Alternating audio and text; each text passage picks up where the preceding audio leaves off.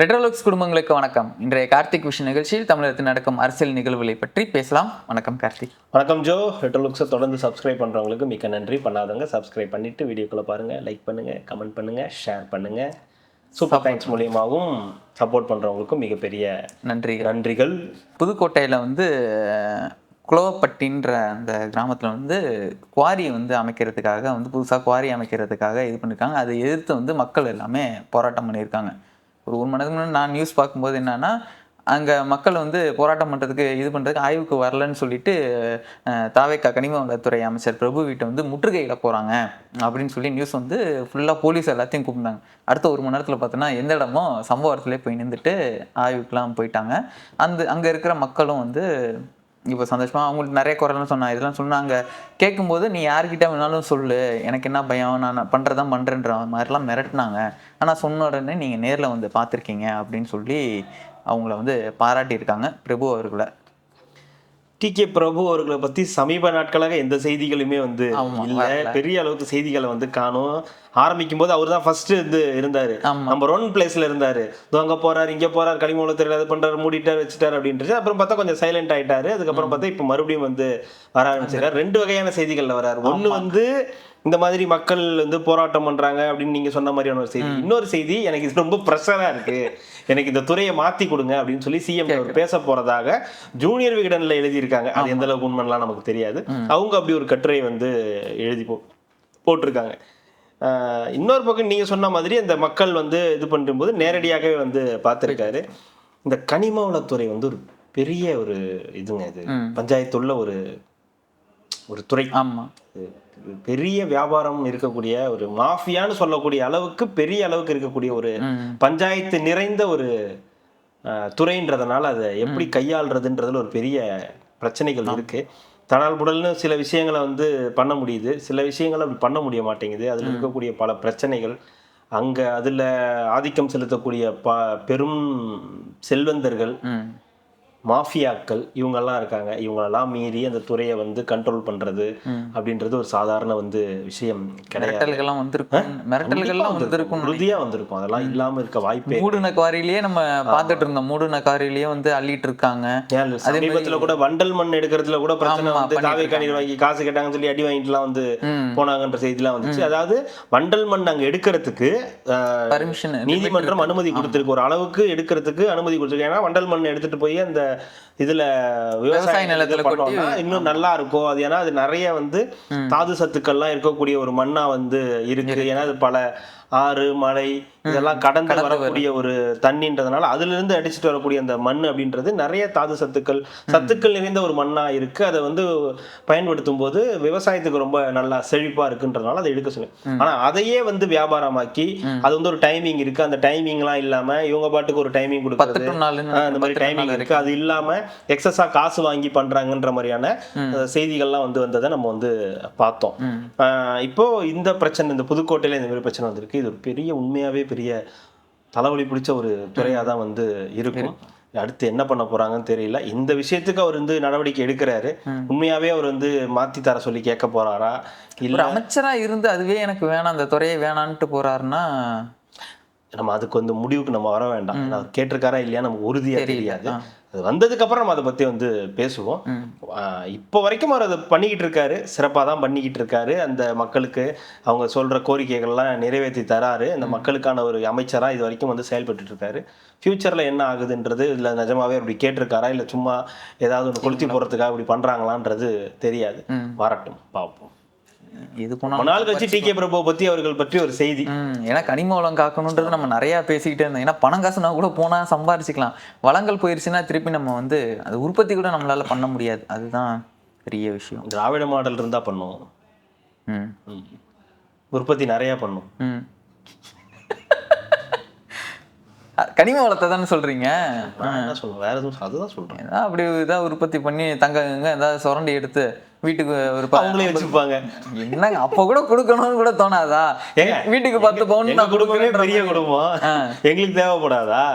கவுண்டமணி சொல்லுவார்ல, அந்த மீன் மட்டும் கிடைச்சதுன்னா அந்த பள்ளி இவ்வளவு போகும், அந்த இது இவ்வளவு போகும், அதோட எச்சி மெடிசன் யாருக்கும் கொடுக்க மாட்டேன், எல்லாத்தையும் நானே வச்சு பண்ணோன்னே செந்தில் மாட்டுவார் வலையில. அந்த மாதிரி தான் ஐயோ. நீங்க தங்கம் எடுக்க போய் எங்க பங்கமா ஏதாவது மாட்டி. இன்னைக்கு எல்லாமே புது செய்தியாவே போகுது. அம்மா உணவகம் வந்து சென்னையில ஒரு 383 அம்மா உணவகங்கள் வந்து இருக்குது. ஆமா, அதுல இப்ப என்ன அபிஷியலா சொல்லியிருக்காங்க. இப்போ வந்து கார்பரேஷன், சென்னை கார்பரேஷனே வந்து அபிஷியலா சொல்லியிருக்காங்க. ஒரு 67,164 பேர் சாப்பிட்டுட்டு இருந்த இப்போ இடத்துல வந்து இப்போ வந்து 1,04,000 பேர் வந்து சாப்பிட்றாங்க. இப்போ 67 லட்சம் வந்துட்டு இருந்த வருமானம் இப்போ 1.35 கோடியா வந்து 87 லட்சம் வந்துட்டு இருந்த வருமானம் இப்போ 1 கோடியை வந்து தாண்டி வந்து சென்னை மாநகராட்சியில வந்து நடந்துருக்கு அப்படின்றது ஒரு மகிழ்ச்சியான செய்தியா நீங்க பார்க்கணும். ஆனா நீங்க அப்படிதான் பார்க்கணும்னு அவசியம் கிடையாது. ஓகேங்களா? இப்படியும் பார்க்கலாம் அப்படின்ற ஒரு இது இருக்குல்ல. அதுதான் எடுத்துறேன். டீம்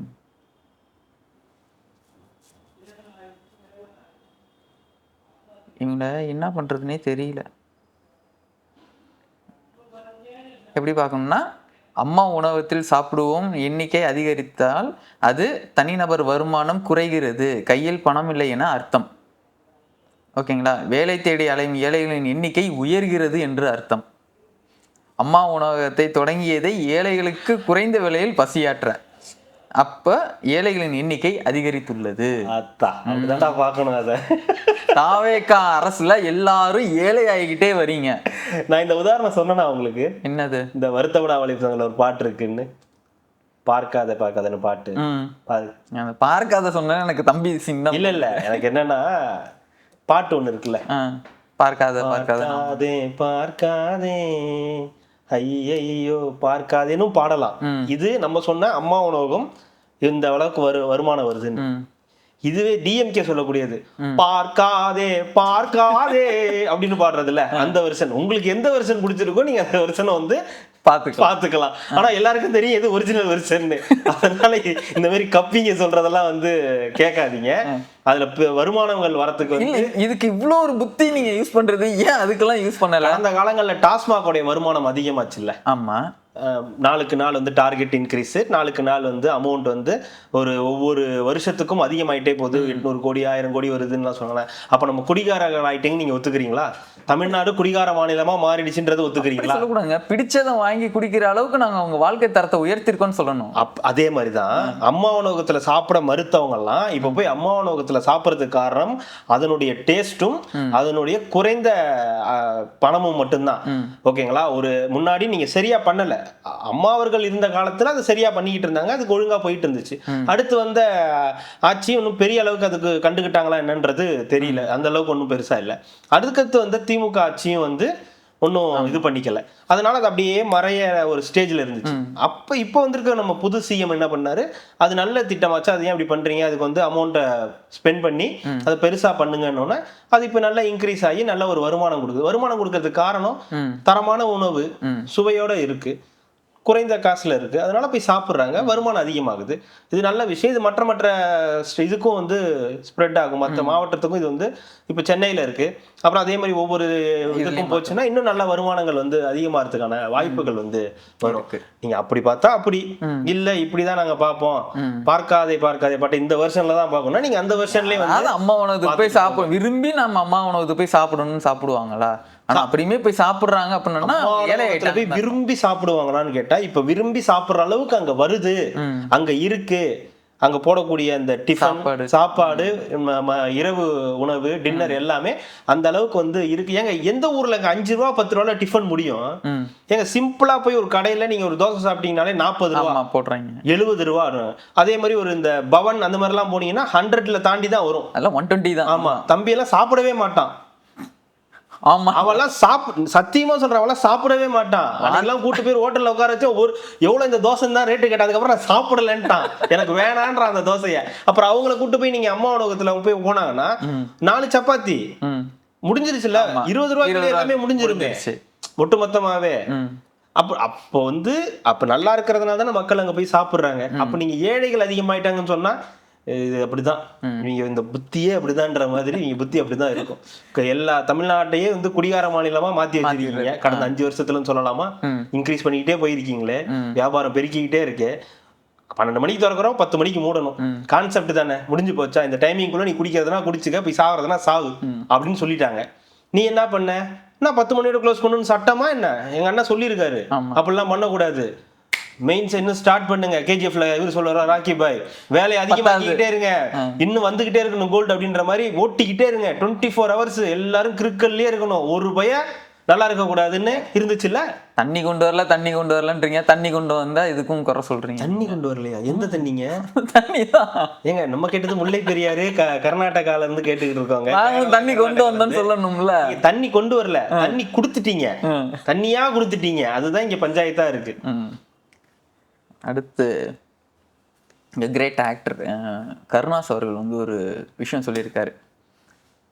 ஆணவ கொலை, அதுக்கு சொன்ன ஆணவ கொலைக்கு எதிராக வந்து தனிச்சட்டம் நீங்க இப்படி போடக்கூடாது, போட்டிங்கன்னா நிறைய பேருக்கு வந்து பாதிப்பு ஏற்படும், அதனால ப்ளீஸ் அதெல்லாம் கொண்டு வராதீங்க அப்படின்னு சொல்லியிருக்காரு. யாருக்கோ இல்லை, இவன் தான் அவங்கள எங்கேயோ வாங்கியிருக்கா, எங்கேயோ நடந்துச்சு, யாருக்கோ பிரச்சனையாகும், மக்கள்லாம் பாதிப்படைவாங்கலாம் பேசக்கூடாது, பொதுவா பேசக்கூடாது. அதாவது இவரு வந்து ஒரு இது வச்சிருக்காராம், அதுல வந்து மக்கள்லாம் வந்து சொன்னாங்களாம், இதனால நம்ம பாதிக்கப்படுவோம், அவங்க எல்லாம் பாதிக்கப்படுவாங்க, நீங்க போய் பேசுங்க அப்படின்னு. இதுல என்ன சொல்லியிருக்காரு அந்த மனுவுல கடைசியா, ஆணவ கொலை பண்ணீங்கன்னா உங்களுக்கு ஓட்டு கூட குறையும். தாவேகா வந்து இப்படி ஒரு முடிவு எடுத்துச்சுன்னா, கடந்த திமுக ஆட்சியில அதிமுக ஆட்சியில 7.5% இடஒதுக்கீடு வன்னியர்களுக்கு கொடுத்தாங்க, அதனால அவங்க தோத்துட்டாங்க. அதே மாதிரி திமுக இப்ப வந்து ஏதோ ஒண்ணு கொடுத்தாங்க, இது என்னமோ ஒரு சட்டம் ஏற்றுவோம்னு சொன்னாங்க, அதனாலேயே 10% இல்ல இதுல இப்ப ஆணவ கொலைக்கு தனி சட்டம் ஏற்றுவோம்னு சொல்லி சட்டமன்றத்தை சொன்னாங்க, அதனால அவங்க தோத்துட்டாங்க. நீங்களும் அந்த மாதிரி பண்ணீங்கன்னா உங்களுக்கும் ஓட்டு குறைஞ்சிரும் சொல்லி ஒரு பீதியை கிளப்புற மாதிரி சில விஷயத்த வந்து எழுதி கொடுத்துட்டு வந்திருக்காரு. பயந்தாரா பயப்பிள்ளையான்றது விஷயம் இல்ல. கான்செப்ட் என்னன்னா, ஆணவ கொலைக்கு தனி சட்டம்ன்றது எதுக்கு? கொலை பண்ற மாதிரி ஆணவ கொலை பண்ணும்போது அது காமனா ஒரு சட்டம் இருந்தா அது மறுபடியும் நடந்துகிட்டே இருக்கு. அந்த சட்டத்தினால பயம் வர மாட்டேங்குது. இதனால வந்து இந்த அவங்களுக்கு தண்டனை கொடுக்கறதுன்றது டிலே ஆகுது அப்படின்னு. ஆனா ஆணவ கொலைக்கு நீங்க தனி சட்டம் ஏற்றிட்டீங்கன்னா அதுக்கேற்ற மாதிரி நம்ம ஒரு ரூலை போட்டு இந்த மாதிரி நடக்கும்போது அதை தடுக்கிறதுக்காக, இதனால எவ்வளவு பேருக்கு பிரச்சனை இருக்குன்னு தெரியுதுங்களா? இந்த சட்டம் இயற்றுனா ஒரு எப்படி சொல்றது, ஒரு பட்டியல் இனத்தை சேர்ந்தவர்கள் இந்த மாதிரி இருக்கக்கூடியவங்களால ஏதாவது ஆச்சுன்னா இவங்களுக்கு பாதிப்பு வரும், இதனால நமக்கு பாதிப்பு வரும் அப்படின்ற ஒரு தோற்றம் இல்லைன்னா ஒரு இதை வந்து கிரியேட் பண்றது. இல்லைன்னா ஏன் இவங்க போய் ஆணவ கொலைக்கு வேண்டாம், நீங்க இதுக்கு சட்டம் ஏற்ற வேண்டாம்னு சொல்லி கேட்கணும். இப்போ எல்லா சட்டத்திலயுமே இந்த சட்டம் இருக்கு இல்லையா, இந்த பெண்களுக்கான சட்டம் இருக்குல்ல, இந்த வரதட்சணை கேட்கறது, இந்த சட்டத்தை வந்து உண்மையாவே யூஸ் பண்றவங்க இருக்காங்க, பொய்யா யூஸ் பண்றவங்களும் இருக்காங்க. அது பர்சன்டேஜ் இருக்கதான் செய்யும், அதுல சில பேர் அப்படி இருக்கதான் செய்வாங்க. அதோட உண்மைத்தன்மை அறிஞ்சுதானே நம்ம அதை செய்யணும். அதுக்காக அந்த சட்டமே ஏற்றக்கூடாதுன்னு நம்ம எப்படி சொல்ல முடியும்? அப்ப இந்த இதுலயுமே இப்படியும் வரும் இப்படியும் வரும். அதுல உண்மைத்தன்மை அறிஞ்சு எது சரின்றதை பார்த்து தானே செய்யணும். அந்த சட்டத்தை ஏற்றக்கூடாதுன்னு சொல்றதுல என்ன நியாயம் இருக்குது? அப்போ உங்களுக்கு ஏதோ உள்நோக்கம் இருக்கு. போலீஸ் வந்து திருடன் தானே பயப்படுறன்ற மாதிரி உங்களுக்கு ஏன் கஷ்டமா இருக்கு இந்த சட்டம் ஏற்றதுல? உங்களுக்கு அது குறிப்பா உங்க இதுக்கு ஏன் இவ்வளவு கஷ்டமா இருக்கு? அங்கதான் நிறைய நடக்குதுன்றதுனால, ஏன்னா நம்ம நிறைய பண்ணிக்கிட்டு இருக்கோம் மீன்ஸ் அது கிடையாது. அதுக்கு கட்ட பஞ்சாயத்து பண்றது, அதுக்கு வந்து இது ஏதாவது பேசுறது, பேசி ஸ்மூத்தா முடிக்க பாக்குறது, இப்படிதான் இருக்கணும், நம்ம தான் எப்படி அப்படின்றது, இந்த மாதிரி விஷயங்கள் தான் வந்து ஆக பெரும் பஞ்சாயத்தா இருக்கு. தம்பி அங்க அந்த புக் எடுக்கடா, ஜூவி தனியா போட்டிருக்காங்களோ? இல்ல இது வேற, இதோட ரிலேட்டடா நீங்க வந்து இதை பார்க்கலாம். ஒன்றும் இல்லை, இந்த ஜூனியர் வீடோனா இந்த சனிக்கிழமை வந்து ஜூனியர் வீடோனா ஃபர்ஸ்ட் பேஜ்லேயே அம்பேத்கர் சிலைக்கு சிறை, கலவர பூமியான ஒதியத்தூர் அப்படின்னு சொல்லி ஒரு நியூஸ் வந்து போட்டிருக்காங்க. அதாவது சேலம் மாவட்டம் கெங்கவெல்லிக்கு அருகே உள்ள ஓதியத்தூரில் பட்டியல் சமூகத்தினர் 2021ஆம் ஆண்டு அம்பேத்கர் சிலையை நிறுவினர். சிலை நிறுவப்பட்ட நாளிலிருந்தே ஆதிக்க சாதியினர் எதிர்ப்பு தெரிவித்து வந்தார்கள். அதையடுத்து அதிகாரிகள் சிலையை தகரத்தால் மூடி வைத்தனர். கிட்டத்தட்ட 5 ஆண்டுகளாக மூடப்பட்டிருக்கும் அந்த சிலையை கடந்த வாரம் சனிக்கிழமை ஜூலை 11 நள்ளிரவில் பட்டியல் சமூகத்தை சேர்ந்த சிலர் திறந்திருக்கிறார்கள். இதை கண்டு ஆத்திரமடைந்த ஆதிக்க சாதியினர் மறியல் போராட்டம் நடத்தினர். அமைதி பேச்சுவார்த்தை நடத்துகிறோம் என்று இரு தரப்பினரையும் அழைத்த அதிகாரிகள் மீண்டும் சிலையை மூடுவதே தீர்வு என்று கூறியிருக்கிறார்கள். இதற்கு பட்டியல் சமுதாய மக்கள் எதிர்ப்பு தெரிவிக்கவே பெண்கள், குழந்தைகள் என்றும் கூட பாராமல் தண்ணீரை பீச்சி அடித்தும் தடியடி நடத்தியும் இரவோடு இரவாக காடுமேடுகளில் விரட்டி அடித்திருக்கிறது காவல்துறை. இளைஞர்களை இழுத்துச் சென்று வழக்கு பதிவு செய்திருக்கிறார்கள். அத்துடன் அருகில் இருந்த காமராஜர், ராஜீவ்காந்தி சிலைகளையும் சேர்த்தே மூடி இருக்கிறார்கள். நம்ம ஊர்ல இது இன்னும் பெருசா இருக்கு, அது லென்த் இருக்கு, நிறைய பின்னாடியும் இருக்கு நியூஸ். அதுல எதுக்காக சொல்றேன்னா, ஒரே ஒரு இது தெரியுதான்னு பாரு. இந்த இதுல பாராளுமன்ற மாதிரி கட்டி அது மேல அவர் வந்து கால் மேல கால் போட்டு உட்கார்ந்து வந்து அவங்களுக்கு பிடிக்கலையா. எங்க முன்னாடி எப்படி கால் மேல கால் போட்டு அது அம்பேத்கராவே இருந்தாலும் எங்க முன்னாடி கால் மேல கால் போட்டு எப்படி நீ வந்து உட்காரலாம் அப்படின்னு கேக்குறாங்க. அந்த ஊர்ல கேக்குறாங்களாம். ஒரு பட்டியல் சமூகத்தை சேர்ந்தவங்களும் இருக்காங்க அங்க. அதுல இன்னொரு கொடுமை என்னன்னா, அந்த ஊர்ல இந்த பட்டியலத்தை சேர்ந்தவங்களாம் வாசலோட தான் நிறுத்தி பேசுவாங்களாம். அதுதான் நடைமுறையா, வழக்கமா இருக்கிற நடைமுறையே இதுதான். அதை எப்படி நீங்க மாத்த சொல்லுவீங்க அப்படின்னு. அப்ப இவ்வளோ ஆதிக்க புத்தி இவ்வளோ வச்சிருக்கக்கூடியவங்கள்ட்ட என்ன பேசுவீங்க? அப்புறம் அவங்க போய் ஆணவ கொலைக்கு எதிராக சட்டம் ஏற்றான்னு சொன்னா ஏற்றாங்க வேண்டாம் தான் சொல்லுவாங்க. தாராளமா ஏற்றிட்டு போனா சொல்லுவாங்க. அவ்வளவுதான், ஒன்றும் பண்ண முடியாது. அண்ணன் கூட இதுக்கு ட்வீட் போட்டிருந்தாரு. இது கூட வந்து திறக்க முடியல அப்படின்றப்போ அந்த அளவுக்கு வந்து கீழ்த்தனமா இறங்கி போயிடுச்சு அந்த தாவேகா அரசு அப்படின்ற மாதிரி அண்ணன் ட்வீட் போட்டிருந்தாரு. புரியல, இதை திறக்க முடியலன்னு தாவேகா அரசு இதாகி போச்சா? ஆமா, இதெல்லாம் என்ன இன்னைக்கு நேற்று வந்து 2 மாசம் மே 10ஆம் தேதியில வந்திருக்க பிரச்சனை அது என்ன? இப்போ இது வந்து இப்போதானே பூகமாச்சு, அதனால வந்து அவரு வந்து போட்டிருந்தாரு. ஐயா எனக்கு புரியல, இதெல்லாம் நூற்றாண்டு காலமா இருக்கக்கூடிய பிரச்சனைங்க. இதெல்லாம் தாண்டி தான் இன்னைக்கு ஒரு சிலை வைக்கிற அளவுக்கு, அதனாலதான் அண்ணன் அவரை தலைவராகவே ஏத்துக்கல. அந்த சிலையிலேயே இன்னைக்கு ஒரு அம்பேத்கருக்கு கால் மேல கால் போட்டு உட்கார்க்க கூடாத அளவுக்கு பிரச்சனை வந்திருக்குது. அந்த லட்சணத்துல தான் நம்ம 60 வருஷமா இங்க ஆட்சி நடத்திக்கிட்டு இருக்கோம். இந்த லட்சணத்துல தான் நம்ம இங்க வாழ்ந்துகிட்டு இருக்கோம். இதே ஆணவ கொலைக்கு சட்டம் இயற்றக்கூடாதுன்னு சொன்னவங்கதான் வந்து கட்சியில கூட்டணியில சேர்த்து வச்சிருந்தாங்க திமுக. உங்களுக்கு சமூக நீதி கட்சி தான், நீங்க தானே சமூக நீதினு பேசுறீங்க. அவங்கள வச்சிருக்க கூடாதுல அந்த கட்சியில, ஏன் கூட்டணியில சேர்க்கறீங்க? அப்போ ஓட்டரசியலுக்காக தானே எல்லாமே பண்றீங்க. அப்புறம் இன்னைக்கு வந்துட்டு தாவேகா அதை செய்யலன்னா இதுக்கு திரும்ப அவர்கள் எதுவுமே பேசாம இருக்காரு. அவர் என்னதாங்க பேசுவாரு? அவர் இதை பேச சொன்னா வேற ஏதோ பேசிக்கிட்டு இருக்காரு.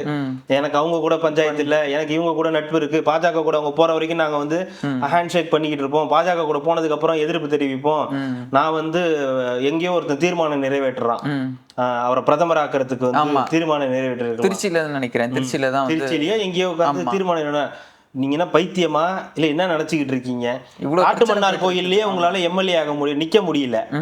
காட்டுமன்னார் கோயில்ல ஏங்க நீங்க நிக்கலன்னு கேட்டா அது என்னுடைய தனிப்பட்ட முடிவு, கட்சி முடிவுன்றீங்க. அப்புறம் கொஞ்ச நாள் கழிச்சு கேட்டா இல்ல இல்ல திமுகவோட அது வந்து நீங்க போய் திமுக கிட்ட கேளுங்க. நான் காட்டுமன்னார் கோயிலே நிக்கல, நீங்க திமுக போய் கேளுங்கன்னா என்னது இது இப்பதானே சொன்னாரு, இது காரணம் இல்ல, நான் தான் முடிவு எடுத்தேன். நீங்க கொஞ்ச நாள் கழிச்சு என்ன சொல்றாரு, அங்க இருக்கக்கூடிய எம்பி எம்எல்ஏக்கள் வந்து என்கிட்ட பேசினாங்க. என்ன சொன்னாங்க சார் அப்படின்னு கேட்டா, இந்த மாதிரி வந்து நீங்க இப்படி எம்எல்ஏ வந்தீங்கன்னா இப்ப அங்க எம்பி இது வந்து இதாகும், அதனால நீங்க நிக்காதீங்க, அந்த செலவெல்லாம் நம்மளால பண்ண முடியாது, தேவையில்லாம இதாகும்.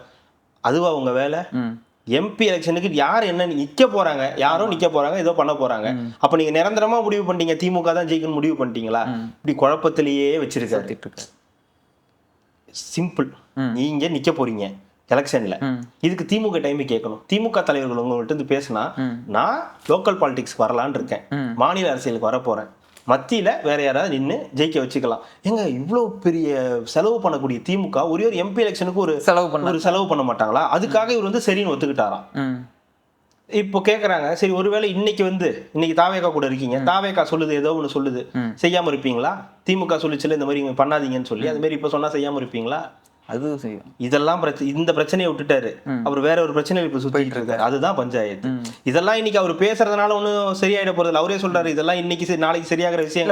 இந்த இதுவே வந்து ஒழிக்கணும். நம்ம உதயநிதி அவர்கள் வந்து படத்துல தானே நடிச்சிருக்கு, எதுக்கு சிலைகளுக்கு எல்லாமே வந்து இது போட்டு வேலி போட்டு வச்சிருக்காங்க அப்படின்னு சொல்லி. இந்த படம் நான் விடுங்க, நான் அதான் சொல்லிடுவேன். வேணாங்களா? நெஞ்சுக்கு பாதி. ஆமா, நெஞ்சுக்கு பாதி இல்ல, நெஞ்சுக்கு பாதியில வந்து சொல்லியிருப்பாரு. முதல்ல அந்த சிலைகளுக்கே ஒரு இது இல்லைன்றப்ப முதல் அதுக்கான அந்த கூண்டு போடுறது, அது என்ன மாதிரி சமூகம், என்ன ஒரு இதுன்னே தெரியல. அவங்க என்ன சொல்றாங்க, அதுல வினோதினி ஒருத்தவங்க சொல்லியிருக்காங்க, அம்பேத்கரா இருந்தாலும் அவர் தாழ்த்தப்பட்ட சாந்தியை சார்ந்தவர் தான், அவர் கால் மேல கால் போட்டு உட்கார்ந்து இருக்கிறத அனுமதிக்க முடியாதுன்னு சொல்லிதான் 5 வருஷமா சிலையை மூடி வச்சிருந்தாங்க. நாங்களும் விடாம அதிகாரிங்க கிட்ட முறையிட்டோம், வேற வழி இல்லாம வாய்மொழி உத்தரவா திறந்துக்க சொன்னாங்க. ஆனா எங்களுக்கு பாதுகாப்பு தர வேண்டிய போலீஸ் அதிகாரிகளும் எங்களுக்கு எதிராக திரும்பி பொய் வழக்கு போட்டு துன்புறுத்துறாங்க. ஆதிக்க சாதியை சேர்ந்த 2 பெண்கள் நம்மிடம் காலனி இருக்கிறவங்க யாரா இருந்தாலும் எங்க வீட்டுக்கு வாசப்படிக்கு மேல அனுமதிக்க மாட்டோம், இதுதான் காலங்காலமா இருக்கிற நடைமுறை. என்னதான் பெரிய அம்பேத்கரா இருந்தாலும் எங்க முன்னாடி கால் மேல் கால் போட்டுக்கிட்டு இருக்க அனுமதிக்க மாட்டோம். சாதாரண அம்பேத்கர் சிலையை வச்சுக்கிட்டோம், அம்பேத்கர் கூட நிக்கதான் செய்யணும், உட்காரக்கூடாது. அதுவும் கால் மேல கால் போட்டு உட்காரவே கூடாது. நம்ம படம் தான் எடுக்கலாம், உட்கார வேண்டாம் கால் மேல கால் போட்டு ஸ்டைலா அப்படின்னு. ஆனா ரியாலிட்டியில பார்த்தா இதான் நடந்துகிட்டு இருக்கு. இதுக்கான ஏதோ நம்ம ஏதோ வடநாட்டுல நடந்துருச்சு, அந்த பக்கம் பீகார்ல நடந்துச்சுலாம் இல்ல, நம்ம ஊர்ல நடந்துருக்குது. உடனே தாவேகா தான் தூக்கிட்டு வருவானுங்க.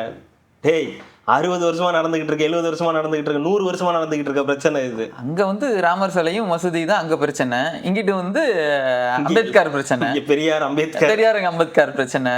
ஒண்ணுத்துக்கு ஒண்ணு சலைச்சது. அதாவது இந்த தமிழ்நாட்டுக்காக போராடினவங்க இல்ல ஒட்டுமொத்த இந்தியாவுக்காக போராடுறவங்களுக்கே கூண்டுக்குள்ளாரதான் பாதுகாப்பு, அவங்களுக்கு அவங்க சிலைகளுக்கே பாதுகாப்பு இல்லை. இங்க என்னடா சிரிக்கிறோன்னு சொல்லாதீங்க, சிரிப்பா சிரிக்குது. வெளியில போய் எல்லாம் சொல்ல முடியாதுங்க, கேவலம் அசிங்கம்.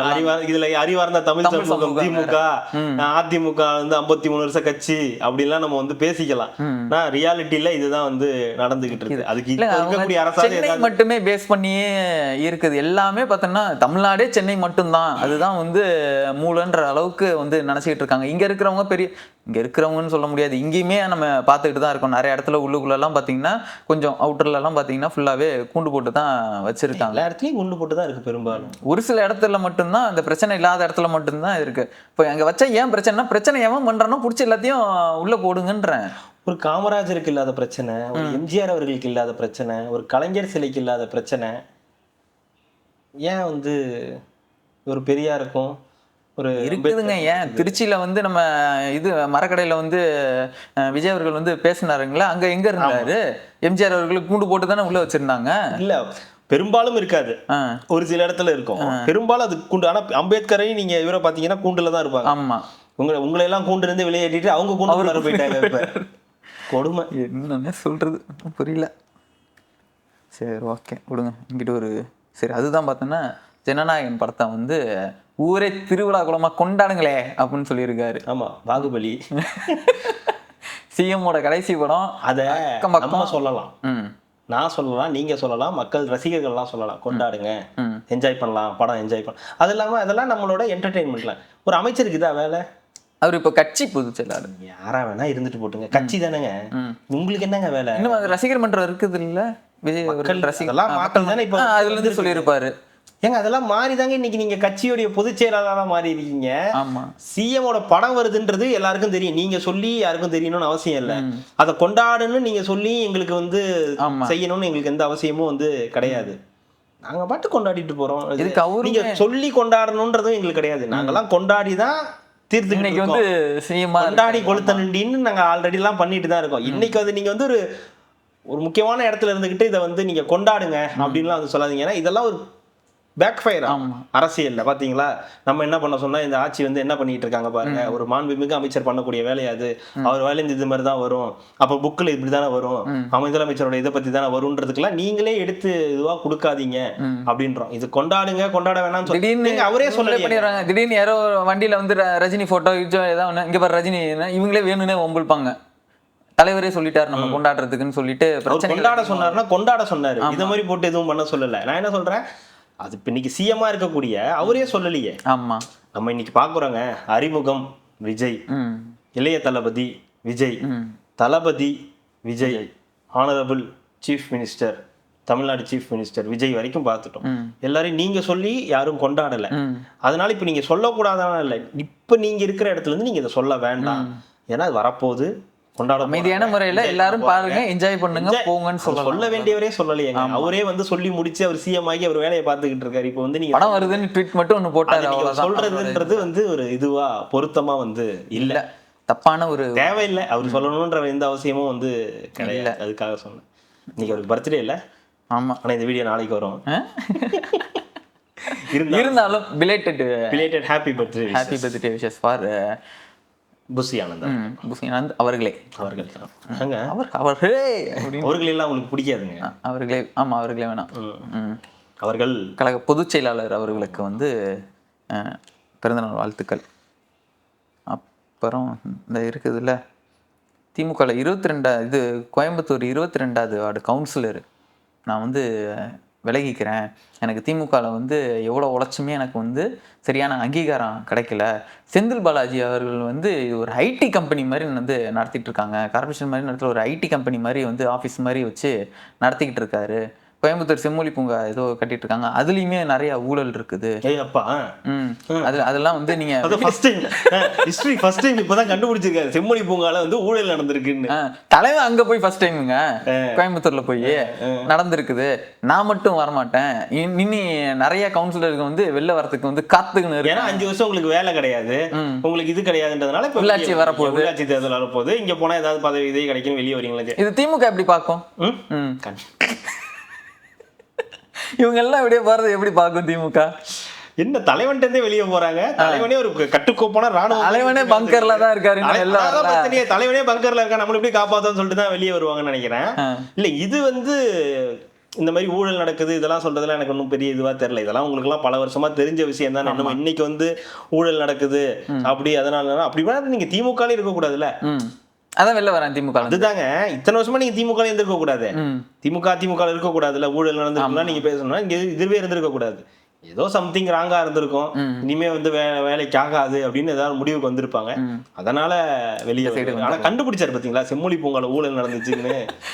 எதுல வாய் வைக்கல அப்படின்ற மாதிரி, எதுல கை வைக்கல, வாரி துண்டு போடுவன்ற மாதிரி எல்லாத்துலயும் வச்சுக்கிட்டு இதுல வரல அதுல வரலன்னு. அதே மாதிரி தான் இந்த கூட்டுறவு தலைமை அலுவலகத்துலையும் டான்ஸ் ஆடுனாங்கன்னு சொல்லிட்டு ஒரு வீடியோ வந்து வைரல் ஆகிட்டே இருக்கு. பாத்தியா தாவேகா ஆட்சியில் வந்து இதே மாதிரி தான் நல்லா ரீல்ஸ் போட்டு ஆடிக்கினே இருங்க அப்படின்னானுங்க. அது வந்து பழைய வீடியோ, ஜனவரி மாதம் எடுத்த வீடியோ. அவங்க சொன்னதெல்லாம் நான் கேட்க மாட்டேன், திராவிட மாடல் ஆட்சியில் ஆடினது அது. ஆமா, அது அவங்க சொன்னதெல்லாம் நம்ம இப்போ கேட்க மாட்டோம் அப்படின்னு சொன்னதுனால அது எடுத்து போட்டு இப்போ வந்து வைரல் பண்ணிட்டு இருக்கு. அதுதான் இப்போ வேலையா நடந்துகிட்டு இருக்கு. இன்னைக்கு காலையில தினமலர்ல ஒரு நியூஸ் பார்த்தேன். அந்த ஏதோ ஒரு இது ஓபன் பண்ணிருக்காங்களா ஹாஸ்பிட்டல்ல. ஆமாம், அந்த டிவி வச்சு பாக்குறதுக்கு அது ஏதோ ஒரு போட்டிருந்தாங்க. இனி வந்து விஜய் திரிசாவை வந்து ஹாஸ்பிட்டல்ல வந்து பார்க்கலாம், அதுங்க படம் பார்க்கலாம். அந்த மாதிரி அது மாதிரி முதலமைச்சர் விஜய் திரிசா இணைந்து நடித்த படங்களை பார்க்கும் வசதி. அதெல்லாம் அது மட்டுமா ஓடுது? இல்ல, சீரியல் ஓடிட்டு உலகம் பூராவும் இந்த மாதிரி இருக்கிற இடத்துல எல்லாமே என்னவோ அதுதான். இந்த மாதிரி தான் இங்கேயும் வந்து இருக்கு. உங்களுக்கு என்ன வேணுமோ அதை நீங்க பாத்துக்கலாம் அப்படின்றதான் அதுல உள்ள கான்செப்ட். அன்னைக்கு என்னமோ இவங்க ஆரம்பிக்கும் போது வழக்கம் போல கில்லி படத்தை போட்டுட்டு இருக்காங்க. ரீரிலீஸை கொண்டு போய் எங்கேயா பண்ணுவீங்க, அதை போட்டு விட்டோன்னே அது பாத்தீங்களா நீங்க போய் போனீங்கன்னா என்ஜாய் பண்ணலாம், இந்த மாதிரி போனீங்கன்னா கில்லி படம் பார்க்கலாம், திருப்பாச்சி படம் பார்க்கலாம் அப்படின்னு வந்து சொல்லிருக்காங்க. மடப்பயல்களா?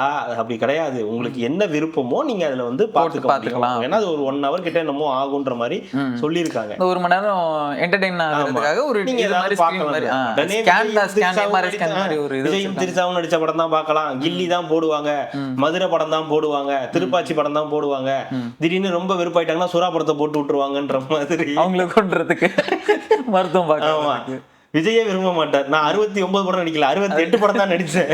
இல்ல சார் நீங்க 69 படம் நடிச்சீங்க. 49 51 49 50 சார் நடுவுல ஒரு படம் நடுவுல இல்ல நான் மறந்துட்டேன் விட்டுருங்க அப்படின்னு அந்த அளவுக்கு இருக்கக்கூடிய ஒரு இதை வந்து படத்தை வந்து போட்டாங்கன்னா என்ன ஆகுது. அதனால அதெல்லாம் கிடையாது கான்செப்ட். இது வந்து ஓவராலா என்ன நீங்க வேணுமோ நீங்க அதை விரும்பி அதுல வந்து அதுல திடீர்னு பொதிகை டிவி ஓடிட்டு இருக்குங்க. ஆமா, குஷ்பு நடிச்சிருக்காங்க, ஏதோ ஒரு சீரியல் நடிச்சிருக்காங்க பொதிகையில. ரொம்ப பழசா இருக்கு. இல்ல லேட்டஸ்ட் சீரியல் இது. அப்படியா? ஆமா, சீரியலோட ஃபேவரட் ஹீரோ அதுல நடிக்கிறாருல. ப்ளீஸ் இப்ப இதை அவர் பார்க்கணும், என்னாச்சோ என்கிட்டே வரீங்க அப்படின்னு கேட்கணும். நடிச்சிருக்காருன்னு சொன்னாங்க, நடிக்கிறாரு இல்லைன்னா நடிக்கிறாருன்னு சொல்றேன். ஆஸ் எ டைரக்டரா, சரி ஆஸ் எ வருங்கால டைரக்டரா இதெல்லாம் அப்படி சொல்லக்கூடாது, கிரிட்டிசைஸ் பண்ணக்கூடாது. நீங்க ஒரு டைரக்டர், அவன் ஒரு டைரக்டர் எழுதுறாங்க, தம்பி வரிக்கு வரி உட்காந்து எழுதிக்கிட்டே இருக்காங்க, எழுதி தள்ளுறான். வசனமா எழுதலாம், அவன் கதை கேட்குற மாதிரிலாம், அவன் கதை முடிய போற நேரம் இது. இன்னைக்கு ஒரு பேஜ் வச்சிருந்தான், என்னமோ எழுதியிருந்தானே எடுத்து படிக்கலான்னு போனா வந்து பிடிங்கிட்டு போயிட்டாங்க. அதை படிச்சிருந்தானா உங்கள்கிட்ட ஏதாவது சொல்லியிருப்பேன். அதை படிச்சிருந்து நீங்க ஏதாவது இழுத்துக்கிச்சுன்னா உயிர் பலி வந்து எவனோ இது பண்றதுக்கு அவர் எழுதி தர்றாரு. ஆமா, வசனங்கள் எழுதி தர்றாரு.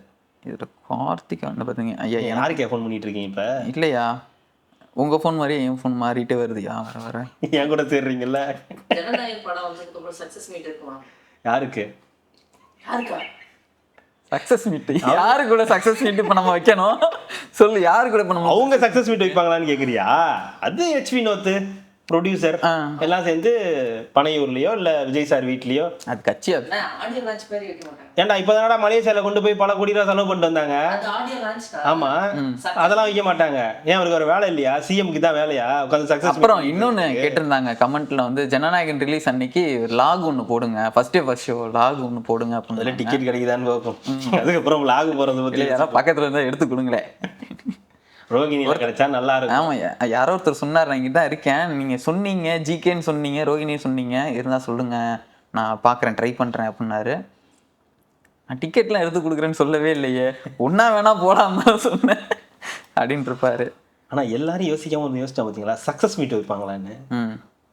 நீ கேட்கறது ஆடிட்டோரியத்துல, அதுக்கு முதல்ல சக்சஸ் ஆகணும். 100 days. என்ன 100 daysக்கு போயிட்டீங்க? நான் சொல்லலைங்க, சக்சஸ் மீட் வைக்கணும், முதல்ல சக்சஸ் ஆகணும்னு. அப்புறம் இன்னைக்கு ஒருத்தவங்க வந்து மெசேஜ் பண்ணியிருக்காங்க, நான் இதாவே போடுறேன் நான். ஹாய் ப்ரோ, நாங்கள் வந்து சிந்திருக்கிற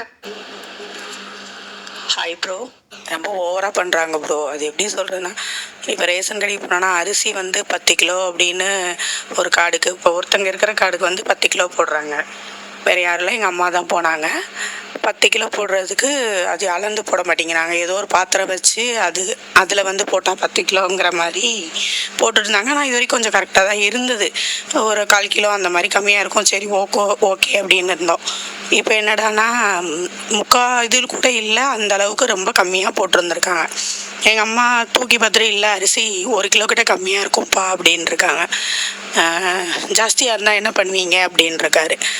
நீ 10 கிராம் ஜாஸ்தியாக இருந்தால் கூட எடுத்துக்கோ, ஆனால் எனக்கு கரெக்டாக போடு அப்படின்னு சொல்லிட்டு எங்கள் அம்மா தூக்கி அந்த எடை மிஷின் மேலேயே வச்சுட்டா 1 கிலோக்கு மேலேயே கொஞ்சம் கம்மியாக இருந்திருக்கு. இப்போ என்னப்பா பண்ணுற, 9 கிலோ தான் இருக்குது அப்படின்னா, கீழே சிந்தி கிடக்கிற அரிசிக்கெலாம் யார் கணக்கு சொல்லுவா அப்படிங்கிற மாதிரி கொஞ்சம் ஓவராக பேசியிருக்காரு. கீழே சிந்திருக்கிற அரிசிக்கு ஜனங்க என்ன பண்ணுவாங்க இப்போ, அதெல்லாம் கணக்கில் சொல்கிறாங்களாம். அப்புறம் 1 கிலோ எக்ஸ்ட்ரா போட்டுட்டு அனுப்பி விட்டாங்க போல். எப்போ பார்த்தாலும் இதே பிரச்சனை தான் போய்கிட்டு இருக்கு. எல்லாருமே இதான் புலம்புறாங்க. கொஞ்சம் வயசானவங்க போனால் மரியாதை சுத்தமாக கொடுக்கறது இல்லை, வா போ அப்படிங்கிற மாதிரி ரொம்ப ரகடாக பேசிட்டு அந்த மாதிரி பண்ணிகிட்டு இருக்காங்க. எந்த இது சர்க்கரை எடுத்துட்டாலும் சரி, பருப்பு எடுத்துட்டாலும் சரி, இப்போ 1 கிலோ சர்க்கரை 1.5 கிலோ சர்க்கரை போட்டாங்க அப்படின்னா அதில் எப்படி 100 கிராம் 150 கிராம் அடிச்சிடுறாங்க ப்ரோ. எங்கள் கண் எதிரிலேயே வந்து வேறு ஆளுங்க அங்கே இருக்கிற மூட்டையில் இருக்கிற அரிசியை கொட்டிக்கிட்டு வெளியில் வந்து விற்றுக்கிட்டு இருக்காங்க. அதெல்லாம் நாங்கள் ரொம்ப நாளாக பார்த்துக்கிட்டு தான் இருக்கோம். அது வந்து ஒரு கரெக்டான ஒரு நடவடிக்கை எடுத்தால் கரெக்டாக இருக்கும் ப்ரோ. அது உங்ககிட்ட சொல்லணும்னு தோணுச்சு, அதனால் சொல்கிறேன் ப்ரோ. இதை நீங்கள் வீடியோ போடும்போது சொன்னீங்கன்னா கொஞ்சம் நல்லாயிருக்கும். கொஞ்சம் மேலிடத்துக்கு போனாங்கன்னா அவங்க வந்து செக் பண்ணுவாங்க. Okay bro, thank you bro. ஆக்சுவலாக இது சென்னை தான். ஆமாம், சுலைமேட்டில் சொன்னாங்க. இது ரொம்ப வருஷமா இருக்கக்கூடிய ஒரு பிரச்சனை தான். உங்களுக்கு நடந்திருக்கு? போயிருக்கீங்களா ரேஷன் கடைக்கு? நீங்க போயிருக்கீங்களா? நடந்திருக்கு, எனக்கும் நடந்திருக்கு. நம்ம அம்மா கூட போகும்போது இது மாதிரிலாம் நடக்கும். அப்பெல்லாம் நமக்கு தெரியாது அந்த அளவுக்கு. அவங்க சொல்றது விஷயம் உண்மை, அந்த மாதிரி ரெஸ்பெக்ட் இருக்காது. வா அடுத்து நீ வா அப்படின்வாங்க. ஆனா இப்ப ரீசெண்ட் இயர்ஸா அந்த அளவுக்கு பெரிய பிரச்சனைகள் இல்லை. ஓகே தான், அவங்க அந்த எடை போடுறதா இருக்கட்டும் நம்மள்ட்ட காட்டி தான் வந்து போடுறாங்க. அதே மாதிரி பேசுறதும் கூட ஓரளவுக்கு அங்க காட்டி போட்டாலுமே வீட்டுக்கு வந்து இங்கிட்ட செக் பண்ணும்போது இருக்க மாட்டேங்குதுங்க. வெளியே அவங்களோட எடை மிஷின்ல கரெக்டா இருக்குல்ல, நீங்க அதை தான் பாக்கணுமே தவிர வீட்டுல வந்து நீங்க செக் பண்ண கூடாது. உங்க எடை மிஷின் தப்பா இருக்கும். நானும் மண்ணெண்ணெய் அந்த இதெல்லாம் வாங்க போயிருக்கேன். அவங்க 10 மண்ணெண்ணெய் அது முதல்ல என்னடா வேர்ல்டு கப் வாங்கி வச்சிருக்கின்ற மாதிரி 10 லிட்டர் எங்களுக்கு மண்ணெண்ணெய் சின்ன பிள்ளைல நான் போய் 10 லிட்டர் வாங்கிட்டு வரணும்னா 8.5 9 தான் இருக்கும். அதுக்கே வீட்டுல திரும்ப ஏன்னா கொஞ்சம் சேர்த்து ஊத்தி வாங்கிட்டு வரக்கூடாதா அப்படிம்பாங்க. அவரு இதெல்லாம் ஓகே, கீழே கிடக்கிற அரிசிக்கெல்லாம் பொறுப்பாகணும்னா அதுக்கெல்லாம் யாரு கேட்டிருக்காங்க? இது எங்களுக்கு கேட்டிருக்காங்க. இதெல்லாம் யாரு பொறுப்பாங்க? அதுக்கெல்லாம் நீங்க தான் பொறுப்பாகணுமே தவிர அது எப்படி அவங்க வந்து பொறுப்பாவாங்க? அதுக்காக அவங்கள்ட்ட இருந்து நீங்க 1/4 கிலோ 1/2 கிலோ 1 கிலோ வந்து குறைக்க முடியுமா அப்படின்றது. ஸோ இதை வந்து ஒருவேளை பார்க்கக்கூடியவர்கள் இந்த மாதிரி ரேஷன் கடைகள்ல நடக்கக்கூடிய பிரச்சனைகளை, அங்கே வரக்கூடியவங்க பெரும்பாலும் ஏழை மக்கள் தான் வருவாங்க, மிடில் கிளாஸ் தான் வந்து வருவாங்க. மரியாதையாக பேசுங்க. நீங்கள் பொருளை கொடுக்குறது அதெல்லாம் கூட ரெண்டாவது. First respect.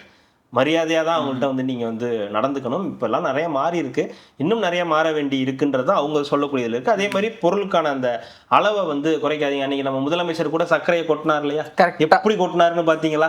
இல்லை கொட்டினதை பார்த்தீங்களா? சர்க்கரையை கொட்டினாரு, அது இது எல்லாமே காலி. ஆனால் அப்பயும் கொட்டிட்டு இருந்தார். ஏன்னா அது மேலே கொஞ்சம் கொஞ்சம் ஒட்டிட்டு இருக்கிறது இருக்கக்கூடாதுன்னு ஒட்டுறாரு. அந்த மாதிரி நீங்களும் வந்து கரெக்டாக வந்து இப்போ வந்து பார்த்தீங்கன்னா இங்கே நமக்கு இதில் ஒரு கடை இருக்கு, வண்டலூர் தாண்டி கண்டிகையில் ஒரு கடை இருக்கு, முத்தாளம்மன் ஸ்டோர்னு போனீங்கன்னா ஃபர்ஸ்ட் இல்ல கரெக்ட். ஏங்க ஃபர்ஸ்ட் எல்லாம் கரெக்டா இருக்கும். அளவுனா அளவு கரெக்டா வந்து கொடுப்பான். அங்க போனீங்கன்னா லிங்கேஷ் இருப்பான், அங்க போனீங்கன்னா கரெக்டா இருக்கும். 1/2 கிலோன்னு கேட்டீங்கன்னா கரெக்டா 1/4 கிலோ கொடுத்தாரு. அரை கிலோன்னு 1/2 கிலோன்னு கரெக்டா வந்து கொடுப்பான். அந்த மாதிரி நீட்டா ரேஷன் கடைகளும் வந்து நடந்துக்கணும் அப்படின்னு. கையளவு முந்திரி கொஞ்சம் கொண்டு வாடா அப்படின்ன, முந்திரி எல்லாம் பின்னாடி கிடக்கும், அது ஆழத்துல புதைச்சு வச்சிருப்பாங்க, அதெல்லாம் கொண்டு வர முடியாதுன்னா. ஆமா, பெரிய தங்க புதையலும் புதைச்சு வச்சிருப்பாங்க. அவன் உள்ள போக மாட்டானாயா? ஆமா, இன்னும் ஜெயிலுக்குள்ள போன மாதிரி வந்து கேட்டுட்டு இருக்கான். ஏடா கையளவு முந்திரி தானே கேட்டேன். தெரியுமா தெரியாதா? இவனையே கடையில சேர்க்க மாட்டாங்க. 10 ரூபா அப்பளம் பாக்கெட்டு திருடிட்டு வருது, இந்த 5 ரூபா இதெல்லாம் எடுத்து பாக்கெட்ல வந்து போட்டு வருவான்னு சொல்லிட்டு கடைக்குள்ளார சேர்க்கறது கிடையாது. தடை செய்யப்பட்ட பொருள்லாம் வச்சுக்கிட்டு இருக்காங்க. பால் வாங்கிட்டு வந்தியா வச்சியா போனியான்னு இருக்கணும். கணக்குள்ளார வருது, கல்லால கை வைக்கிறவெல்லாம் வச்சுக்க. எனக்கு ஏதாவது பண்ணிருப்பான், கல்லால கை வச்சு டிக்கா இருக்கலாம்னு சொல்லி பாதாம் கிதாம் எடுத்து தின்றுப்பான், 2 வாய் அள்ளி போட்டிருப்பான். ஐயா சவுட்லயே ஒண்ணு வச்சு, ஐயா வணக்கம், ஐயா வணக்கம் ஐயா, இல்ல 1/2 கிலோ முந்திரிய காணும். லிங்கேஷ் எம்டன் மகன் படம் பாத்திருக்கீங்களா? அது மாதிரிதான் வந்து லிங்கேஷ் டிட்டோ. அது அப்படியே. ஆனா அவங்க அப்பா நல்லவர்னு நினைக்கிறேன், இவன் தான் கொஞ்சம் மோசமானவனா இருக்கான். எம்டன் தான் நல்லவராக தான் இருப்பாரு, குடும்பத்துக்காக உழைக்கக்கூடியவராக தான் இருப்பாரு. அதே இதுல பாத்தீங்கன்னா நிறைய பேர் இந்த ரேஷன் பொருள் வாங்காம எழுதிடுவாங்க, வாங்கிட்டோன்ற கணக்கு போட்டு.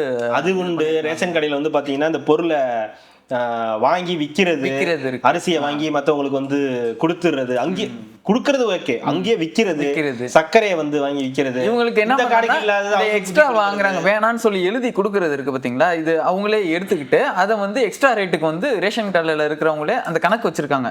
ஓகே, மொத்தம் ஒரு 500 கிலோ தனியாக இருக்குதுன்னா அந்த 500 கிலோ கொண்டு போய் நல்ல ரேட்டுக்கு வந்து வித்துடுறது. அவங்க என்ன பண்றாங்க, திட்டி இந்த கடையில வந்து 50 70. அதுதான் இந்த மாதிரி ரேஷன் கடைகள்ல நடக்கக்கூடிய விஷயங்கள். அவங்க சொன்னதுல முக்கியமானது அளவும் மரியாதை, இது ரெண்டுமே வந்து சரியா சமதளத்துல இருக்கணும். அதுதான். முள்ள அங்கிட்டும் இங்கிட்டும் நகரவே கூடாது. இந்த கன் ஏதாவது என் பக்கம் திரும்பிச்சு இல்ல, இவ்வளவு சொல்றோம். இல்ல ஒரு 2-3 ஏதாவது இதுவெல்லாம் பேசி முடிச்சாச்சு. இதுக்கப்புறம் சில நடந்த விஷயங்கள் வந்து அவ்வளவு முடிஞ்சிச்சு. எவ்வளவு இருக்கு ஒண்ணுன்னு பாருங்களேன்.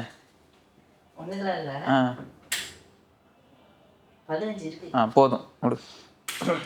இனாம் களத்தூர்ல நம்ம பேசியிருந்தோம், திருச்சி ஸ்ரீரங்கம் தொகுதியில் வந்து இனாம் களத்தூர் வந்து ஒரு ஸ்கூல், கவர்மெண்ட் ஸ்கூல் வந்து கட்டிட்டாங்க, ஆனால் பசங்கள் எல்லாமே வெளியில தான் உட்கார வச்சிருக்காங்க அப்படின்னு நம்ம பேசினோம். அவர் நேற்றுக்கு வந்து மெசேஜ் போட்டாரு, பிரதர் இது மாதிரி ஃபோட்டோஸ். ஆமாம், அன்னைக்கும் போட்டோஸ் அனுப்பியிருந்தாரு, இப்பயும் அனுப்பியிருக்காரு. கலெக்டர் வந்து பண்ணியிருக்காரு. ஆமா, கலெக்டர் வந்து திறந்திருக்காரு, நல்ல விஷயம் சொல்லியிருக்காரு. ரொம்ப நன்றி அப்படின்னு வந்து சொல்லியிருக்காரு. நன்றி. நம்ம சொல்றோம், அது போகுதா போகலையா நமக்கு தெரியாது, நாங்க நம்புறோம், போடுறோம். அது நடந்துருச்சு நீங்க சொல்றீங்க, அதனால எங்களுக்கும் வந்து அது ரொம்ப சந்தோஷம். அவர் பேர் ஜமீல் நினைக்கிறவர், ஜமீல். ஆமா, அவர் அனுப்பியிருந்தாரு. சந்தோஷம். நடந்துருச்சுன்னா சந்தோஷம் தான். அதே மாதிரி நம்ம குவைத்து அவங்களும் வந்து சொல்லியிருந்தாங்க, இது மாதிரி இந்த விஷயத்துக்காக அந்த கல்ஃப் கண்ட்ரியில் நடக்கிற அட்டாக்குக்காக வந்து சீம் அவர்கள் எதுவுமே சொல்லலை, அதுக்காக ஒரு இது பேசி போடுங்கன்னா நம்மளும் பேசியிருந்தோம். அவங்களும் வந்து ஒரு தேங்க்ஸ் பண்ணாங்க. நிறைய ரெஸ்பான்ஸ் இருந்துச்சு எங்களுக்கு, கல்ஃப் கண்ட்ரிஸ் இருந்து நிறையா வந்துச்சு, ஆஸ்திரேலியா பல கண்ட்ரீஸ்லேருந்து எங்களுக்கு வந்து இது ஒரு நல்ல இனிஷியேட்டிவ் நீங்கள் எடுத்திருக்கீங்கன்னு சொல்லி பாராட்டுகள் வந்து நிறையா வந்துச்சு. ரொம்ப நன்றி பிரதர் அப்படின்னு சொல்லி அவரும் வந்து சொல்லியிருக்காரு. ஏதோ அமைச்சருக்கு அது ஏதோ போகும்ன்ற மாதிரி ஏதோ ஆமாம் சொல்லியிருந்தாங்க. அது போய் அவங்களுக்கு ஏதாவது அந்த மாதிரி ஏதாவது நல்லது நடந்துச்சுன்னா அதுவும் வந்து கொஞ்சம் சந்தோஷமா இருக்கும். நடந்துச்சுன்றத ஒரு சந்தோஷமா வந்து இருக்கும், எடுத்துக்கலாம். வந்து அப்புறம் திருச்செந்தூரில் வந்து பார்த்துருந்தோம் ஒரு ரீல்ஸ், அதுவும் போட்டிருந்தாங்க. அங்கே இருக்கிற வந்து கழிவறைகள் வந்து சரியா இல்லை. இருக்காதாடா கோயிலில்? சரியா இருக்காதா? தாப்பா ஒன்றும் முட்டு கொடுத்துக்குவான், ஒன்றும் பிரச்சனை இல்லை. முட்டு கொடுத்துப்பானா? இப்படி வச்சுட்டு உட்காரா, கதவை தள்ளிக்கிட்ட சரி 2 காலை ட்ரெக்கிங் வச்சா என்னங்க அதை விடுங்க. இல்லை அவங்க சொன்னது வந்து என்னன்னா திருச்செந்தூர்ல இந்த மாதிரிலாம் நல்லா நடந்துருச்சுன்னு அமைச்சர் ரமேஷ் அவர்கள் வந்து சொன்னாரு அப்படின்னு வந்து அவங்க சொன்னாங்க. ஆனா இன்னமும் அவங்க நிறைய மாற வேண்டியது வந்து இருக்கு. அவங்க அந்த பாத்ரூம் ஃபெசிலிட்டிஸ் இல்லை,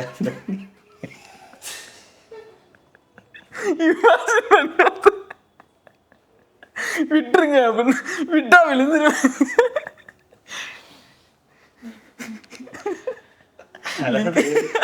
லிங்கேஷ்க்கு டெம்ப்ளேட் ரெடி பண்ணுறேன். நல்ல நோக்கத்துக்காக பேச ஆரம்பிச்சா அது எங்க எடுத்துட்டு போறாரு பாரு. அதான்டா நீ என்ன சொன்ன பெருசா இருக்குன்னியா? இல்லடா அவரு காலை அப்படி வச்சுக்கோ, கையை அப்படி வச்சுக்கோ, தாப்பாளையில இருந்து கையை வச்சுக்கன்னா நீ எப்படி கதவை முட்டு கொடுத்துட்டு சாரி அப்படிலாம் இல்லை. நிஜமாலுமே நிறைய பப்ளிக் டாய்லெட்டில் இதெல்லாம் கிடையாது. இது நானுமே அனுபவப்பட்டிருக்கேன், வேற வழி இல்லை. காலை அந்த கதவை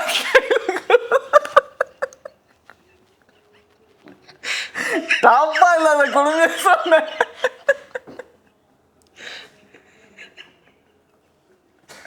My image total damage. Lingesh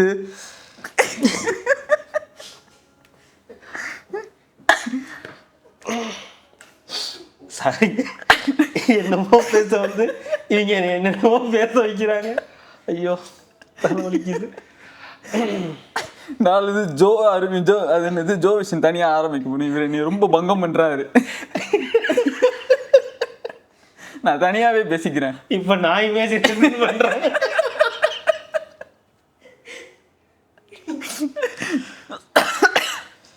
அது தலைவலிக்குதியா?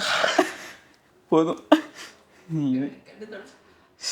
பாருங்க. சில பல இடம் எவ்வளோ போயிட்டு வந்திருக்கேன். பப்ளிக் டாய்லெட்டு இங்கே என்னத்துக்கு பேசுன மாதிரி கவர்மெண்ட்டு இது ஹாஸ்டலு பஸ் ஸ்டாண்டு உள்ள வச்சு பூட்டிருங்க. உங்கள்கிட்ட எதையும் சொல்லலை இருக்கு அவ்வளோ இருக்கு. இருங்க நான் டாப்பிக்கை பிடிச்சிடுறேன். அடிக்குதுரா சாமி. இந்த என்ன சொல்றாங்கன்னா இந்த திருச்செந்தூர் கோயிலுக்கு போனவங்க இன்னும் அந்த கொடுக்க வேண்டியது அந்த பணம்லாம் இன்னும் ஏதோ ஒரு அமௌண்ட் சொன்னாங்க. எக்ஸாக்ட் அமௌண்ட் தெரியல. அந்த லைன்ல போறதுக்கு 100 ரூபாயோ 300 ரூபாயோ சொன்னாங்க. அந்த லைன்ல போறவங்களுக்கு கூட அந்த பாத்ரூம் ஃபெசிலிட்டிஸ்லாம் வந்து இல்லை. குழந்தைங்களாம் ரொம்ப கஷ்டப்பட்டாங்க. லேடிஸ்மே நிறைய பேர் வந்து கஷ்டப்பட்டாங்க. மீன்ஸ் அந்த கேட்டு கூட இல்லை, அந்த கேட்டு ஓப்பன் பண்றதுக்கு இல்லை, வசதி இல்லைன்ற மாதிரி சொன்னாங்க. அதனால அதெல்லாம் கொஞ்சம் முன்னெடுத்தாங்கன்னா நல்லா இருக்கும் அப்படின்ற மாதிரி சில விஷயங்கள் வந்து. விடுதியோட கட்டணத்தையும் உயர்த்திட்டாங்க. அங்க வந்து இருக்கிற கோயில் ரூம்ஸோட இது 600 இருந்து சம்திங் ஏதோ 1200 ஏதோ ஏத்திட்டாங்கன்ற மாதிரி 2 மடங்கு மேல ஏத்தி. ஆமா, ஏன்னா வரவங்களே எளிய பக்தர்கள் அந்த மாதிரி வருவாங்க. அவங்களுக்கு இந்த ரூம் அந்த மாதிரிலாம் இல்லைன்னா அதுவும் ரொம்ப கஷ்டமா போகுன்ற மாதிரி சொல்லியிருந்தாங்க. அதனால அதையும் அந்த துறை அமைச்சர் திரு டிவிகே ரமேஷ் அவர்கள் வந்து, அமைச்சர் ரமேஷ் டிவிகே தான், அது டிவிகே ரமேஷ் ரமேஷ் அவர்கள் வந்து பார்த்தாருன்னா கொஞ்சம் வந்து பெட்டரா இருக்குன்ற மாதிரி சொல்லியிருந்தாங்க. சரி, அதுக்கு அந்த நேரம் பார்த்து கரெக்டா வந்து சொன்னோம். அதுக்குள்ள என்னென்னமோ பேசி ஒரு மாதிரி ஆகி போச்சு. ஆயிடுச்சு அந்த ஆயிடுச்சு இல்லைங்க, அது ஒரு மாதிரி போயிடுச்சு. சிரிக்காதரா சதைச்சு விடுவோம். அதே மாதிரி கும்பகோணத்தில் வந்து மகளிர் அந்த காலேஜுக்கு வந்து பஸ்ஸு இல்லாமல் இருந்துச்சுன்னு சொல்லிட்டு இப்போ 2 பஸ்ஸு வந்து விட்டுருக்காங்க. காலையில் வந்து 2 பஸ்ஸு, சாயந்தரம் 2 பஸ்ஸுன்னு தனியாக விட்டுருக்காங்க. இந்த வீடியோலாம் பார்த்தேன். எல்லாம் கிரேடெல்லாம் அந்த லேடிஸே வந்து கிரேடெல்லாம் வச்சு கொண்டாடிட்டு அவ்வளோ சத்தம் அந்த பஸ்ஸு ஸ்டார்ட் பண்ணும்போதே வந்து இது. அதே மாதிரி 9 கோடி வந்து ஃபைனும் போட்டிருக்காங்க. சென்னையில் இருக்கிற எலக்ட்ரிக் பஸ்லாம் பார்த்தீங்கன்னா ஒரு நாளைக்கு மினிமமாக வந்து 200 கிலோமீட்டர் வந்து ஓட்டியே ஆகணும் அப்படின்றாங்க. ஆனால் 200 கிலோமீட்டர் வந்து ஓட்ட மாட்டேங்கிறாங்க, ஸ்டாப் பண்ணிடுறாங்க அப்படின்ற அந்த ஒரு இதனால கரெக்டாக அந்த இது ரீச் ஆகலைன்றதுனால ஒரு 9 கோடி ரூபா வந்து ஃபைன் வந்து இதுக்கு கட்டியிருக்காங்க. என்னங்க சொல்லுங்க, இன்னும் அது ஓடலையா? நான் வீடியோலேருந்து டெலீட் பண்ணிடுறேன். ஐ ஆம் த எடிட்டர். ஹைலைட்ல வச்சு போடுறான்டா அவனைய. அவ்வளோதான், இதுக்கு மேலே இருந்தா மண்டை வெடிச்சு செத்துருவோம் நம்ம. இல்லை இந்த மாதிரி எங்ககிட்ட சில முக்கியமான விஷயங்கள் சொன்னவங்க இந்த மாதிரி இதை பற்றி பேசுங்க அப்படின்னு நிறைய அமைச்சிருக்கீங்க. அப்புறம் நாங்கள் அமைச்சதெல்லாம் ஏன் பேசலன்றீங்க? இல்லை, கண்டிப்பாக நாங்கள் என்னெல்லாம் முடியுதோ அதெல்லாம் எடுத்து நாங்கள் வந்து பேசியிருக்கோம். அதே மாதிரி 2 விஷயங்கள் வந்து நடந்திருக்குது. ஒன்று வந்து ஜோ சிரிப்பா என்னமோ ஒரு பேஜ் ஸ்டார்ட் பண்ணியிருக்காங்களே, ஆர்மி ஜோ ஆர்மின்னு ஒரு பழசு இப்போ வந்து கேஜே அது வேறடா. அதான் ஜோ ஆர்மி ஒண்ணு இருக்கு, அப்புறம் இன்னொருத்தர் வந்து கேஜே விஷன் போட்டு ஒண்ணு வந்து ஆரம்பிச்சிருக்கீங்க. இது எனக்கு தெரியல எங்க போய் முடியுது, இது எப்படி வந்து சொல்றதுன்னு தெரியல. ஓகே, பிடிச்சிருக்கு, நீங்க பண்றீங்க, தேங்க்யூ. உங்களுக்கு வந்து இதெல்லாம் வந்து எல்லாம் உண்டு. பட் உங்க வேலையை பாருங்க, உங்க வேலை தான் முதல்ல. ஆமா, அதுதான் முக்கியம். அதை பார்த்துட்டு அதுக்கப்புறம் டைம் கிடைக்கும் போது இந்த நானே கேட்டேன், எதுக்குங்க இது, நான் எனக்கே வந்து பார்க்கும்போது ஒரு மாதிரி சகிச்சுக்க முடியலங்க அப்படின்னு கேட்டேன். அது நாங்கள் இதாக பண்ண யோசிக்கிறது, சத்தியமாக கேட்டேன்டா, இதுக்கு மேலே ஸ்க்ரீன்ஷாட் தான் போடணும் போல இருக்கு. இல்லை பண்ணுறாங்க, பிடிச்சிருக்கு, பண்ணுறாங்க, நல்ல விஷயம், பண்ணுங்க. உங்களுடைய வேலைகளை தாண்டி இந்த மாதிரி வந்து எடுத்து போடுறது, இந்த மாதிரி விஷயங்கள்லாம் வந்து பண்ணிட்டு இருக்காங்க. அதுதான் இன்னைக்கு இருக்கக்கூடிய விஷயங்களை தான். இன்னைக்கு என்னடா அரசியல்லாம் பேசலையேன்னு நினைக்காதீங்க. இல்லை, கொஞ்சம் இந்த மாதிரி பொதுவான விஷயங்கள்லாம் கொஞ்சம் அப்பப்போ, ஏன்னா ஒரு சில விஷயங்கள் ரீல்ஸ் போடுறதுனாலே ஒரு விஷயம் மாற்றத்தை வந்து கொண்டு வர முடியும். உண்மையாலுமே பாதிக்கப்படுறவங்க, கஷ்டப்படுறவங்க இருக்காங்கன்னா இது அவங்களுக்கு வந்து ஒரு இதாக தான் இருக்கும். உங்களால் முடிஞ்ச அளவுக்கு நீங்கள் இதெல்லாம் வந்து ஓகே, இந்த விஷயத்துக்காக நம்ம வந்து இது பண்ணுறப்போ அது அவங்க மக்களும் வந்து அதை கட் பண்ணி ஷேர் பண்ணிங்கன்னா அவங்களுக்கு ஒரு உதவியாக இருக்கும். நம்மளும் கொஞ்சம் கரெக்டான நியூஸாக எடுத்து நம்ம போடுவோம். கண்டிப்பாக கார்த்திக், தொடர்ந்து நம்ம பேசுவோம். திங்கட்கிழமை மீட் பண்ணுவோம். மிக்க நன்றி. இன்னொரு விஷயம் சொல்ல மறந்துட்டேன். அவங்க சொல்ல வேணாம்னு சொன்னாங்க, நான் சும்மா சொன்னேன், ஒரு ஃபன்னுக்காக சொன்னேன். ஃபோன் வந்து இதுவாக இருக்குது, மாற்றணும் அப்படின்னு சொன்னேன். அப்புறம் ஃபோன் பண்ணி ஒருத்தவங்க வந்து நீங்கள் சொல்லுங்கள், நான் வந்து உங்களுக்கு வாங்கி தரேன், என்னன்னு சொல்லுங்கள், நான் இங்கேருந்து அனுப்பணுமா இல்லை நீங்கள் வாங்கிட்டு சொல்கிறீங்களா, நான் பைசா அனுப்பணுமா அப்படிலாம் கேட்டாங்க.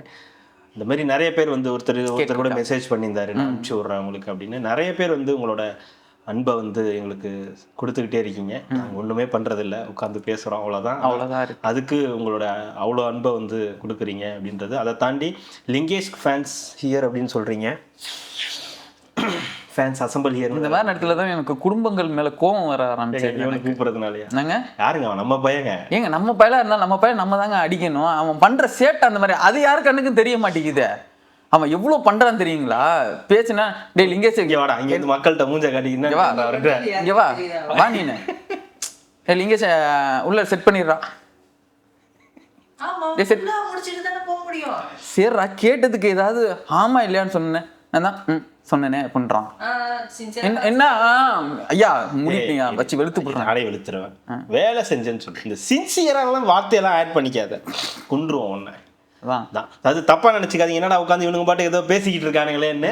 இருக்கிறது என்னன்றத சொல்றதுக்காக தான். மனசுல ஒரு குமுறல் இருக்கும், அது மாதிரி எங்களுக்கும் ஒரு 2 குமுறல் இருந்துச்சு. ஒரு சில விஷயங்களை சொன்னா நல்லா இருக்குமே, நீங்க தானே கோச்சிக்க மாட்டீங்க அப்படின்றதுதான். நாங்க அவங்க வந்து அரசியல் பார்க்க தான் இங்க வந்தோம், நீங்க என்ன உட்காந்து உங்க சொந்த கதை சோக கதைலாம் சொல்றீங்கன்னு சில பேர் சொல்லுவீங்க. ஒரே வாரம் ஃபுல்லா தானே பேசுறோம். சனிக்கிழமை சாயந்தரம் இல்ல வீக்கெண்ட் உட்காந்து பாப்பீங்க, ஜாலியா கிளியா பார்க்கும்போது கொஞ்சம் நல்லா இருக்கும். அதனால உங்களுக்கு ஏதாவது அதே மாதிரி மளிகை பொருட்கள் வாங்கணும்னா முத்தாலம்மன் ஸ்டோர் கான்டாக்ட் பண்ணீங்கன்னா கண்டிப்பா டோர் டெலிவரி பண்ணுவாங்க. டோர் டெலிவரி எதுக்கு, நம்ம ரேபிடோ போட்டா வரப்போகுது. கண்டிகை இப்போ நீங்க எதுக்கு இவ்வளவு இது பண்றீங்க? ப்ரொமோஷன் காசை வந்துட்டீங்கன்னா அவன் கொடுத்துருவான். சத்தியமா தர மாட்டான். அவன் கொடுத்துருவான். கடையை காலி பண்ணாலும் பண்ணுவானே தவிர சத்தியமா தர மாட்டான். அவ்வளவுதான். முத்தாலம்மன் ஸ்டோருக்கு உங்களுடைய இதை வந்து ஆதரவு கொடுங்க. இன்னைக்கு சாயந்தரம் இருக்குது. பையன் லோன்லாம் வாங்குறான், நமக்கு கஷ்டமா இருக்கு. அதுக்காக வந்து முத்தாலம்மன் ஸ்டோரை இது வந்து நீங்க தான் வந்து காப்பாற்றணும். ஐயோ, நீ போக்குவரத்து நெரிசல் தாங்க முடியாது. நாளைக்கு எல்லாமே தமிழ்நாடு ஃபுல்லா படம் எடுத்துட்டு வருவாங்க, ஃபிளைட் பிடிச்சிட்டு வந்துருவாங்க நாளைக்கு. இல்ல ஆமா, நீங்க முத்தாலம்மன் ஸ்டோர் முன்னேற்றத்துக்கும் உன் சம்பளத்தை ஏத்துறதுக்கும் என்ன இது இருக்கு? அதாவது நான் இங்க ரெட்ரோலக்ஸ்னு ஒரு கம்பெனில வேலை செய்யறேன் இல்லையா? ஆமா, அது வேலை செய்யறதுக்கு சம்பளம் கொடுக்குறீங்க. இன்னும் கொஞ்சம் சேர்த்து கொடுத்தீங்கன்னா எத்தனை தடவை நான் சேர்த்து கேட்பேன்? ஐயா 2 மாசத்துல 2 இன்கிரிமெண்ட் பண்ண ஒரே ஆளி மட்டும்தான் அசால்ட்டா இன்கிரிமெண்ட் வாங்கின ஒரே ஆளி வந்தான். அது தம்பி எப்படி சேலரி வந்து இன்கிரிமெண்ட் எப்படி கேட்பாரு அப்படின்னா, இந்த மாசம் வந்து உட்காந்துருவாரு, இந்த மாசம் நம்மளுக்கு எவ்வளவு செலவு இருக்கு. அது அப்படி கிடையாது. நான் சொல்லிடுறேன், நீதான் ஆரம்பிச்சேன், ஐடியாவே கிடையாது. இருங்க ஐயா, நீங்க எல்லாம் இருங்க, கேளுங்க. சாதாரணமா ஒருத்தவங்க வந்து வேலை செய்யறாங்க, இயர்லி ஒன்ஸ் வந்து இன்கிரிமெண்ட் வந்து வாங்குவாங்க, இல்லைன்னா வந்து 6 months ஒன்ஸ் வந்து கேட்பாங்க. தம்பி எப்படின்னா, தன்னுடைய பிரச்சனைகள், தனக்கு என்னெல்லாம் இஎம்ஐ இருக்கு, நம்ம ஒரு போன் வாங்க போறோம், இனிமே அதுக்கு மாசம் 2000 இஎம்ஐ கட்டணும். அப்போ நம்ம சேலரி ஏத்தி, அதாவது அவனுக்கு பிரச்சனை எல்லாம் பெருகும் போது இங்க சேலரியை ஏத்திக்கிட்டே போறாங்க. ஆரம்பிக்கிறான், ஒரு 5 ரூபா கேட்டான், சரி ரைட்டு வேலை செய்யறான், நல்ல பையன் கொடுத்தாங்க.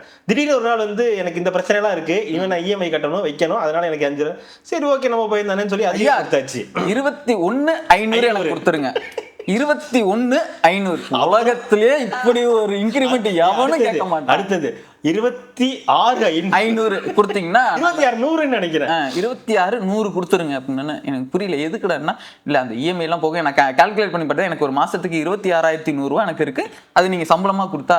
உலக அதிசயம், புது செருப்பு வாங்கிட்டான், நடக்கவே நடக்காது. அது யோசிச்சு யோசிச்சு வாங்கக்கூடிய ஆளு ஒரு புது செருப்பு வாங்கிட்டு வந்து நிக்கிறான், சும்மா கிடையாது. ரொம்ப போயிடுச்சு. நீதான் ஆரம்பிச்ச, எங்க மேல தப்பு கிடையாது. போதுங்க, முடிச்சிருவோம். சண்டே ஜாலியா இருங்க, அவ்வளவுதான், வேற ஒண்ணும் கிடையாது. மக்களே மிக்க நன்றி.